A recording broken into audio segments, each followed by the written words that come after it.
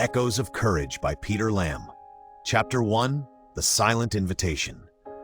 The Groombridge Commonwealth Cemetery lay cradled in the embrace of ancient pines, their willowy whispers harmonizing with the gentle rustle of leaves. It was a place of serene solitude, where rows of gravestones stood as sentinels of history, each marking the final resting place of souls who had once walked upon this earth.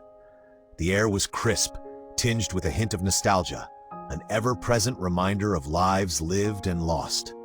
I hadn't come here by accident. In my hands I clutched a weathered letter, the edges frayed from years of careful handling. It had been my grandfather's, a relic of the past, detailing a promise made to a fallen friend, a soldier buried somewhere in these very grounds. The letter had been found among my grandfather's belongings after he passed, and though he had never spoken of his wartime experiences, I knew now that they had haunted him. The name on the gravestone was what I sought. As I wandered through the hallowed grounds, my footsteps echoed lightly against the gravel paths. I scanned each headstone, searching, feeling the weight of time pressing upon me. And then I saw him.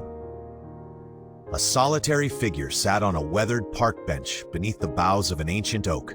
He blended into the cemetery as though he belonged to it, as though he had always been there, waiting for someone to notice him. He was an old man, his features nondescript yet captivating, as though time had etched its essence into every crease and contour of his face. His posture was relaxed yet dignified, his hands folded in his lap, fingers worn with age. He turned his head slightly, acknowledging me with a nod. His eyes held a depth that made my breath catch, like looking into the past itself. "Good afternoon," he said, his voice steady, woven with something deeper than mere greeting, an invitation, a whisper of stories waiting to be told. "Good afternoon," I replied, drawn inexplicably to the gravity of his presence. "It's a peaceful place, isn't it?" He nodded, casting his gaze over the endless rows of stone markers. "Peaceful indeed. These grounds hold more than memories, they hold echoes of what once was." The wind stirred, carrying the scent of damp earth and fallen leaves. I hesitated, then held up the letter in my hands. "I'm looking for someone," I admitted. "A soldier buried here. My grandfather wrote about him." The old man's expression didn't change, but something in his eyes sharpened. "Tell me the name," he said. I unfolded the letter, my fingers tracing the inked words. "Private Henry Collins," I read aloud. The cemetery seemed to still around us. The old man exhaled slowly. "Collins," he murmured, as if tasting the name. Then he looked at me with something close to recognition. "I knew him," he said. The words sent a shiver down my spine. Before I could speak, he gestured to the empty space on the bench beside him. "Sit," he said. "I'll tell you about Henry Collins." Chapter 2, Before the War. I lowered myself onto the bench, my pulse quickening. The weight of the moment settled in as I sat beside the old man, the cemetery stretching before us like a sea of silent witnesses. He leaned forward slightly, resting his hands on his knees. "Henry Collins," he murmured again, as if summoning memories long buried. "We weren't just comrades in war, we were friends long before that. We grew up together in Sussex, two boys with the world at our feet, before it all changed." His voice had a lilt of nostalgia, the kind that accompanies memories both treasured and painful. "Henry was the dreamer between us," he continued. "Always looking ahead, always talking about places he wanted to go. France, Italy, even America. He wanted to see it all. He had this wild idea about becoming a writer. Said he was going to travel the world and send back stories of places no one had ever seen." The old man chuckled softly, but he was hopeless at writing. Could never sit still long enough to put pen to paper. He'd start a dozen stories and never finish one. I smiled, imagining the boy he described. "What about you?" I asked. He exhaled, as if considering the question carefully. "Me? I was the sensible one, the one who kept him grounded. We worked together on my father's farm. Hard labor, but it kept food on the table. We spent our evenings down by the river, fishing, or just talking about things that boys talk about. Who could run the fastest? Who could climb the tallest tree? Back then, war was something that happened to other people, not to us." A silence settled between us, but it wasn't empty. It was thick with the weight of remembrance. "Did he ever get to travel before the war?" I asked. The old man sighed. "No, the war came too soon. The dreams we had, places he wanted to go, they all faded the moment we enlisted. He thought it would be an adventure at first, said we'd see France together at last. He turned his gaze toward the gravestones. We did see France, but not the way we imagined. The sun dipped lower in the sky, casting long shadows across the cemetery. I felt the weight of history pressing down on us, and for the first time, I wondered if my grandfather had known Henry before the war, if their paths had crossed in the years before Normandy. The old man's expression darkened slightly. We both thought we'd come home. His voice was heavy, thick with something unspoken. I hesitated, then asked, "How did you both end up enlisting?" The old man's lips pressed into a thin line. "Now that," he said, "is a story of its own." Chapter 3, The Call to Arms. The old man leaned back against the bench, staring out over the cemetery as if watching the past unfold before his eyes. "We enlisted willingly," he said at last, his voice tinged with a bittersweet edge. "Not because we had to, not because we were pressured, but because we wanted to." I studied his face, waiting for him to continue. "It was 1940, he said. "We were 19. The world was on fire, and every day the newspapers told stories of the Blitz, of France falling, of the enemy moving like a storm across Europe. Sussex was far from the worst of it, but we could see the war creeping closer. The older men talked about how it felt like the Great War all over again. But to us, it was exciting. It felt like history was calling us, and we wanted to be part of it." He smiled faintly, shaking his head. "Henry was the one who decided first. He came to me one day, grinning like a fool, and said, 'Tom, we've got to do this. We can't sit here and watch the world burn while others fight for it.' And you know what? I agreed. We thought we'd have an adventure. We thought we'd be heroes." I hesitated before asking, "Did you tell your families?" The old man, Tom, chuckled dryly. "Not at first. We were afraid they'd try to stop us. But word got out quick in a town like ours. Henry's mother cried, begged him not to go. My father, he just nodded and said, 'If you're going to do it right.' And that was that. We took the train to London, signed up with the Royal Sussex Regiment, and the next thing we knew, we were in training." He let out a long breath, and that's when we realized war wasn't going to be the adventure we imagined. The air around us grew heavier, as if the past itself had settled into the cemetery, pressing down upon us. "You don't know what war is until you hold a rifle in your hands and march for miles in boots that don't fit," he said. "Until you see boys just like you collapse from exhaustion before they've even fired a shot." His fingers traced the armrest of the bench absent-mindedly. But Henry never lost that spark. Even when we were wading through mud up to our knees, even when we spent freezing nights in barracks, he kept talking about the future. He'd say, "Tom, when this is over, we'll go to Paris, not as soldiers, but as travelers. And you'll see, mate, we'll drink wine and dance with French girls and laugh about all this." He fell silent for a long moment, and I could feel the weight of what he wasn't saying. I swallowed hard. "Did you believe him?" Tom turned to me, his eyes sad but certain. I wanted to. The last of the sunlight disappeared behind the trees, and I realized I was gripping the letter in my lap a little too tightly. "Training ended," he said finally, "and then we were sent to France." He didn't need to say more. I already knew what came next. Chapter 4, Baptism by Fire. Tom's face grew distant, as if he were no longer sitting beside me on the weathered bench, but back in the fields of France, surrounded by the deafening roar of war. "When we landed in France," he began, "it was nothing like the stories we had been told. No grand welcome, no trumpets of glory, just the cold slap of the wind, the weight of our gear, and the knowledge that we were marching towards something none of us truly understood." He exhaled, shaking his head slightly.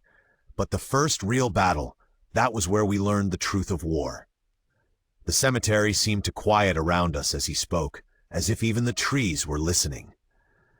"It was a village called Villers-Bocage," Tom continued. "Just a name on a map before we got there, but by the time we left, it was burned into our bones. We had orders to push forward and secure the town. Seemed simple enough. Clear the streets, hold position, wait for reinforcements. But the enemy wasn't going to let us take it without a fight." His fingers tightened slightly around the edge of the bench. "They were waiting for us," he said grimly. "The moment we set foot in that town, hell came down on us." I could almost hear it in his voice, the staccato of machine gun fire, the deafening crashes of artillery shells. We were advancing along the main road, Henry just a few steps ahead of me, when the first shot rang out. A sniper. The man beside Henry dropped before we even realized what had happened. Then all hell broke loose. Bullets ricocheting off stone, men shouting orders, the air thick with dust and smoke. We scrambled for cover, barely able to see through the chaos. He paused, as if the memory was too heavy to carry all at once. We were pinned down behind a crumbled stone wall, he continued after a moment. Henry was beside me, reloading his rifle, his hands steady in a way that didn't make sense. I remember looking at him and realizing that the fear I felt, gut-wrenching, bone-deep terror, wasn't in his eyes. Not because he wasn't afraid, but because he refused to let it control him. Tom swallowed, his throat working against old emotions. He turned to me and grinned, even with all that madness around us, and said, "Guess we're not getting to Paris anytime soon, are we?" A bitter smile touched his lips. That was Henry, always finding something to hold on to, even when everything was falling apart. I leaned forward, drawn into the scene as if I had been there myself. "What happened next?" I asked. Tom's expression darkened. We had no choice but to push forward. The longer we waited, the more men we'd lose. Orders came down and we ran for the next line of cover. That's when the real fighting started. Close combat, house to house. The kind of fighting that stays with you long after the war is over. He clenched his hands together, his knuckles white. I remember stepping into a ruined cafe, the walls blasted apart, glass crunching under my boots. There was movement in the corner, an enemy soldier, no older than us, fumbling with his weapon. I raised my rifle before he could, and he trailed off. "You shot him," I murmured. Tom nodded, his gaze far away. "The first time you take a life, something inside you changes, and once it's gone, you never quite get it back." A long silence stretched between us. "Henry was different," Tom said finally. "He never talked about the men he killed, never let it define him. He just kept moving forward, kept looking ahead. But I know it weighed on him. We all carried ghosts." The wind whispered through the gravestones, stirring the fallen leaves at our feet. "And then," Tom said quietly, "came the moment that changed everything." Chapter 5. The moment that changed everything. Tom exhaled slowly, rubbing his hands together, as if trying to shake the cold from his bones. But I knew it wasn't the cold of the evening air that chilled him. It was the memory. "We were still in Villers-Bocage," he began, "still fighting for every inch of ground. The enemy wasn't giving up, and neither were we." He turned to me, his eyes clouded with something old and heavy. "That's when it happened." I leaned forward, bracing myself. "We were moving through a narrow alley," he continued, his voice steady but laced with the weight of recollection. "The Germans had retreated further into the town, but we knew they were still there waiting. We took it slow, step by step, rifles ready. Henry was just ahead of me, same as always. His fingers clenched slightly, as if gripping an invisible rifle. I heard it before I saw it, the sharp crack of a rifle. Just one shot." Tom's jaw tightened. Henry made a sound, a gasp, like all the air had been punched out of him. Then he crumpled, right there in the middle of the alley. My stomach twisted. "I ran to him," Tom said, his voice suddenly thick. "Didn't think, didn't care about cover, just ran. I grabbed his uniform and pulled him behind a stack of rubble while bullets tore into the walls around us. He was clutching his side, blood already staining his fingers. I could see it in my mind, the alleyway filled with smoke, the crack of gunfire, Tom desperately trying to stop the bleeding. "He was still conscious," Tom murmured, "barely. His face had gone pale, but he looked at me and God, I'll never forget what he said." Tom swallowed hard before continuing. He grinned up at me, grinned, for God's sake, and said, "Well, Tom, looks like I'm sitting out the rest of the war." I let out a shaky breath. He was still joking? "That was Henry," Tom said, a small broken smile on his lips, always trying to make it easier for everyone else, even when he was the one bleeding out in the dirt. He rubbed a hand across his face. I pressed down on the wound, told him to hold on. He just nodded and said, "Don't let them leave me here." The wind whispered through the cemetery, rustling the leaves, as if the spirits around us were listening. "We had medics with us," Tom continued. "They got to him fast. I held onto his hand while they worked, while they wrapped bandages around him and did everything they could. He was still conscious when they carried him away. I thought he'd be okay." His voice dropped to almost a whisper. "I thought I'd see him again." I felt my throat tighten. "But you didn't." Tom shook his head.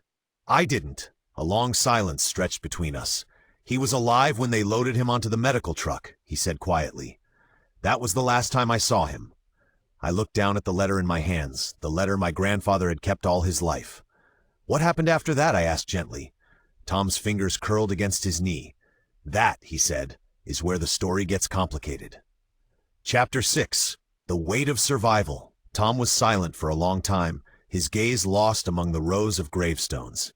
I didn't press him. Some memories take time to resurface, especially the ones that never truly fade. "I thought he'd be all right," he said finally. I kept telling myself that. Wounds weren't always a death sentence, not with the medics we had. And Henry, he was strong. His fingers tightened around the armrest of the bench. "But the war didn't stop for him," he continued. "It didn't stop for any of us. After they carried him away, we had to keep moving. Orders came down. We were pushing deeper into enemy territory. We fought through the town, house by house, street by street.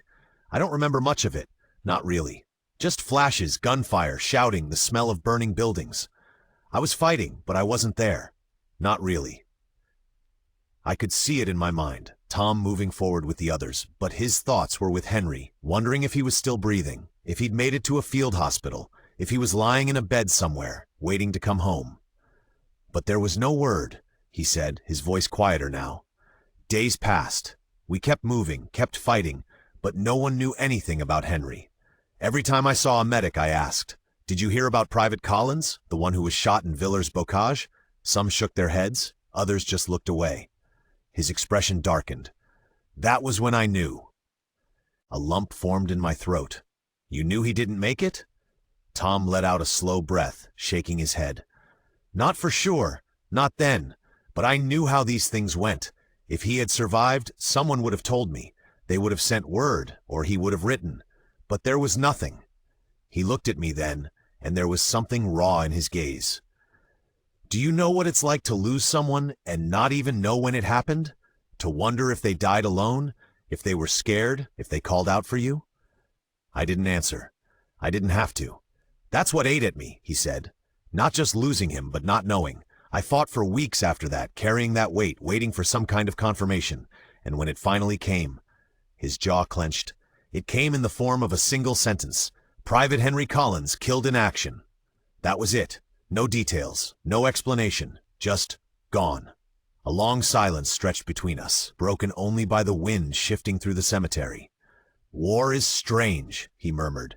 "It teaches you how to keep moving forward, even when your heart is stuck in the past." I hesitated, then asked, "Did you ever find out what really happened?" Tom was quiet for a moment, then sighed. "I did," he admitted, "but not for a long time." He turned to me, and for the first time I saw something else in his expression, something that looked almost like hesitation. "The truth," he said, "wasn't what I expected." Chapter 7. The Official Report. Tom exhaled slowly, as if bracing himself before diving into something deep and dark. "The official report came through weeks after Henry was listed as killed in action," he said. "By then, we had moved far beyond Villers-Bocage. The war was still raging, and there was no time to grieve, no time to stop and think. But when I finally got my hands on that report, I thought, maybe, just maybe, it would give me some kind of closure." He let out a dry, humorless chuckle. "I was wrong." I watched as he reached into his coat pocket and pulled out a worn, folded piece of paper. His hands trembled slightly as he unfolded it, the creases deep and permanent, as if it had been opened and read 1,000 times over. "It wasn't long," he said, glancing at the yellowed page before handing it to me. "Just a few sentences. That's all a man's life was worth on paper." I took the paper hesitantly, my eyes scanning the typewritten words. "Private Henry Collins, Royal Sussex Regiment. Date of injury, June 14, 1944. Location, Villers-Bocage, France. Status, evacuated to field hospital. Date of death, June 15, 1944. Cause, severe blood loss due to a gunshot wound to the abdomen." I swallowed hard, the reality of it settling into my bones. "They got him to a hospital," I murmured. Tom nodded. "They did, and for a long time, that's all I knew. He was alive when they took him, and the next day, he was gone."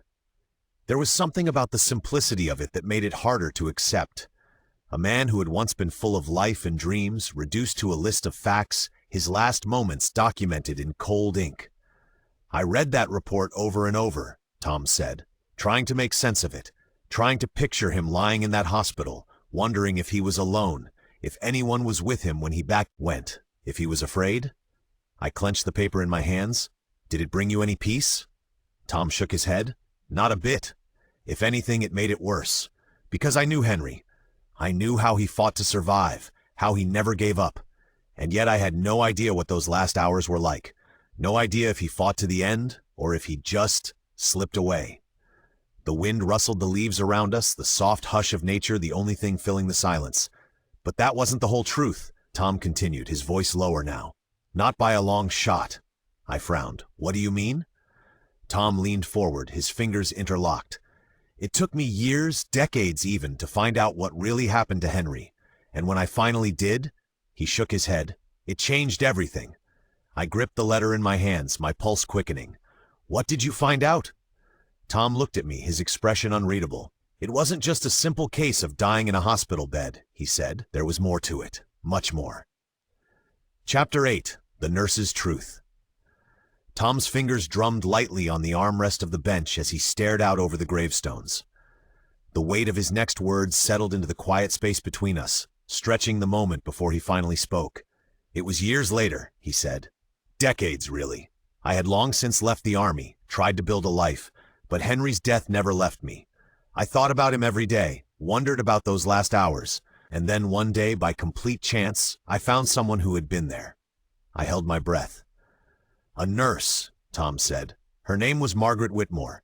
I met her at a remembrance service in London. She was elderly by then, in her 70s, but she still carried herself like a woman who had seen everything and survived it." He paused, as if recalling their first meeting. "I overheard her talking to someone about Villers-Bocage," he continued. "It stopped me in my tracks. That name, it never left me." I turned to her and asked if she had been there during the war. She gave me this long look, like she was trying to decide if I was worth talking to. And then she nodded. I could already feel the tension tightening in my chest. "I asked her if she had been at the field hospital in June 1944, Tom said, and she just stared at me, a long, knowing stare. Then she said, 'Who are you looking for?' I leaned forward, unable to stop myself. 'And you told her?' Tom nodded. I said, 'Private Henry Collins. He was brought in with a gunshot wound to the abdomen.' His hands clenched slightly. And then, Margaret, she closed her eyes, like she was bracing herself. And when she opened them again, she told me everything. A gust of wind swept through the cemetery, rattling the trees, but neither of us moved. She remembered him, Tom said. After all those years, she remembered Henry, and not just as another wounded soldier. She remembered him because of what happened that night." I swallowed. "What happened?" Tom exhaled slowly. "She told me Henry should have survived." The words hit me like a punch to the gut. "What do you mean?" I asked. Tom's voice dropped lower, almost a whisper. "She said he was conscious when they brought him in. Weak, but awake. He was talking. She remembered because he asked her to write a letter for her." I felt my grip tighten on the bench. "A letter?" Tom nodded. "To his mother. Margaret wrote down every word he said, promising her that he was going to be okay, that he'd be home soon. He made her swear she'd send it." I closed my eyes for a moment, trying to imagine it, Henry, lying on a cot in that field hospital, fighting to stay strong. "But she never sent the letter," Tom continued. "She never had the chance." I looked up sharply. "Why?" Tom's expression darkened. "Because Henry didn't die from his wound, at least not right away. The hospital was overwhelmed. More wounded kept coming in, dozens by the hour. The doctors were struggling to keep up, and at some point during the chaos, Henry was moved to another tent, a quieter one. He was stable, weak, but stable." A sick feeling crept into my stomach. "What happened to him?" Tom looked at me, his voice quiet but firm. "He was left there, forgotten." The words echoed in my ears. Margaret told me that when she went back to check on him, it was hours later. The tent was dark, quiet, and Henry... Tom swallowed hard. "Henry was still there, but he was gone." I didn't speak. I couldn't. "She said the doctors had been too overwhelmed," Tom murmured, "that they never came back for him. His wound was bad, But if they had given him the right care, he might have made it. Instead, he just slipped away, alone. The silence that followed was heavy, suffocating. "She never forgave herself," Tom said. "She told me she kept his letter for years, never able to throw it away. She even offered it to me, but I couldn't take it." I stared at him, my heart pounding. "You mean Henry's last words to his mother were still written down somewhere?" Tom nodded, his eyes glistening with something unreadable. "Somewhere out there? Yes." A wave of emotions crashed over me. This wasn't just a story anymore. This was a truth that had been hidden for decades, a message lost in time. And suddenly, I knew. This wasn't just Henry's story. This was my grandfather's story, too. Chapter 9, The Search for Henry's Letter. Tom's words settled into the silence between us, their weight pressing down like the heavy sky before a storm.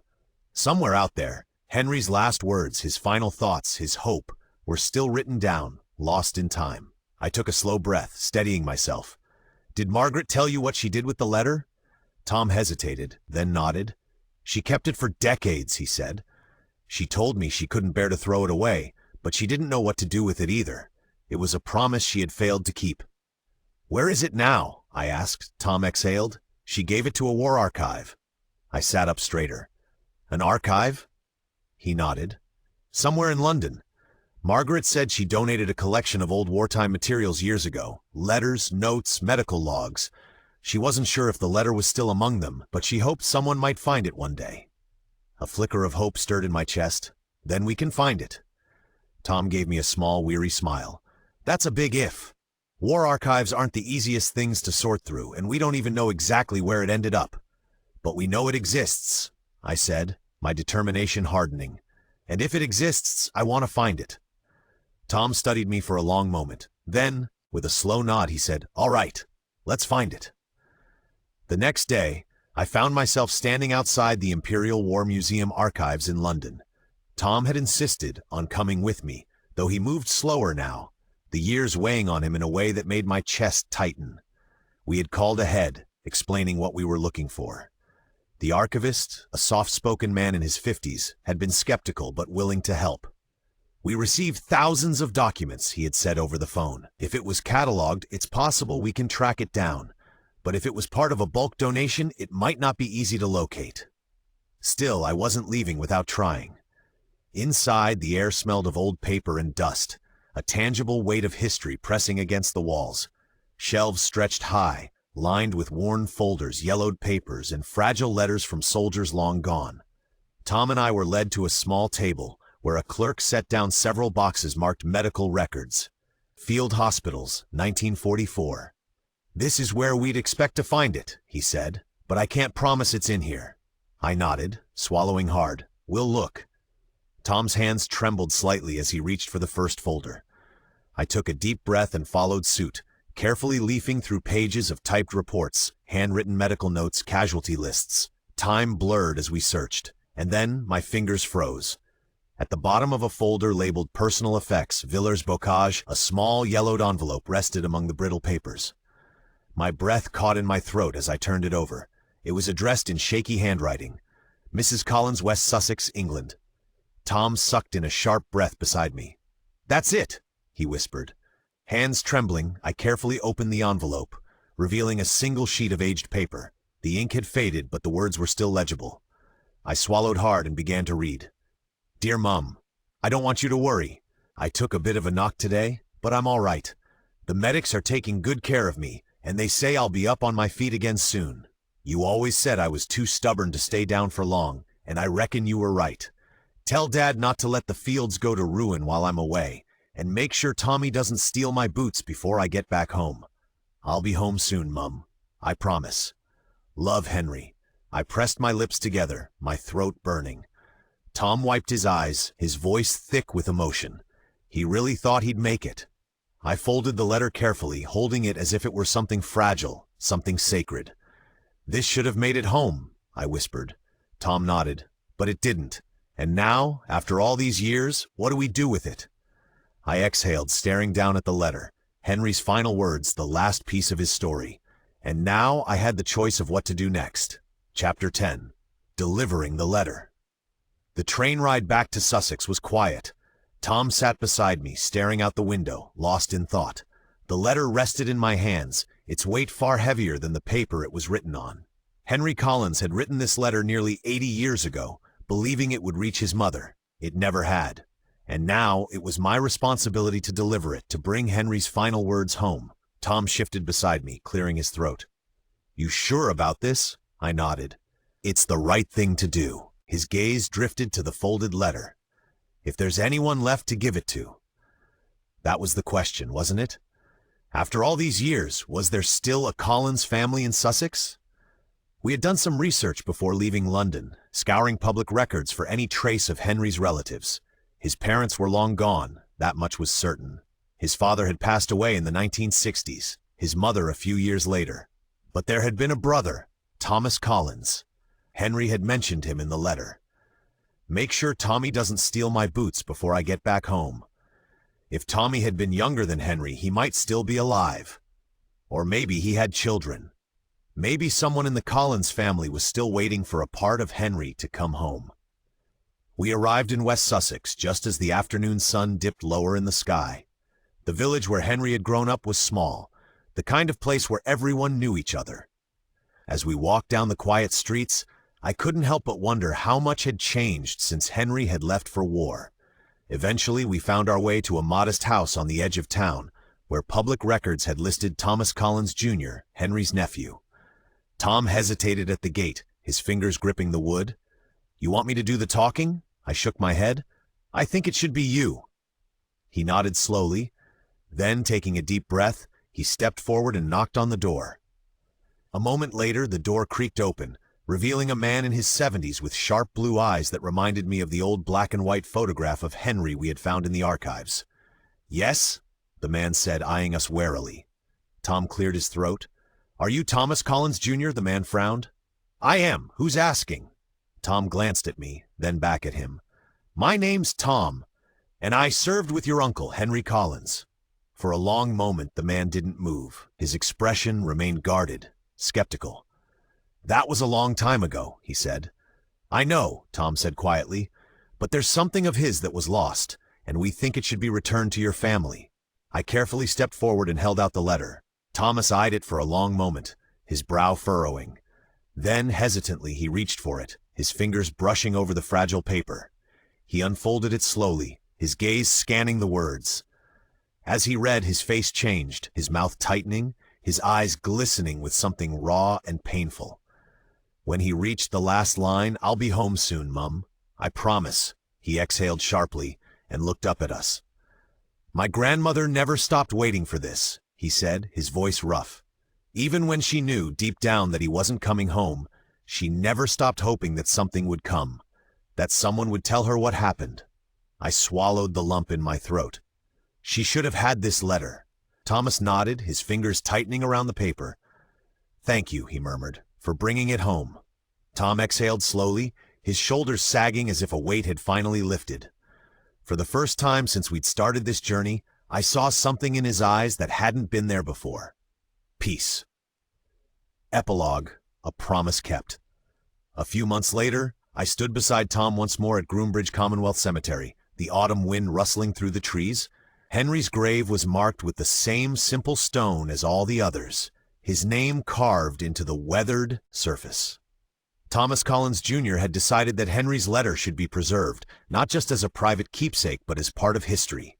He had donated it to a museum, ensuring that Henry's last words, his hope, his promise would never be forgotten again. As Tom and I stood in silence, I thought back to the first time I had met him on this very bench. So much had changed. He had told me Henry's story, and now it would never be lost again. I glanced at Tom. "You think he knows?" Tom gave a small smile, his gaze on Henry's name. He said, "I think he does." The wind whispered through the cemetery, and for the first time it didn't sound like sorrow. It sounded like home. The end.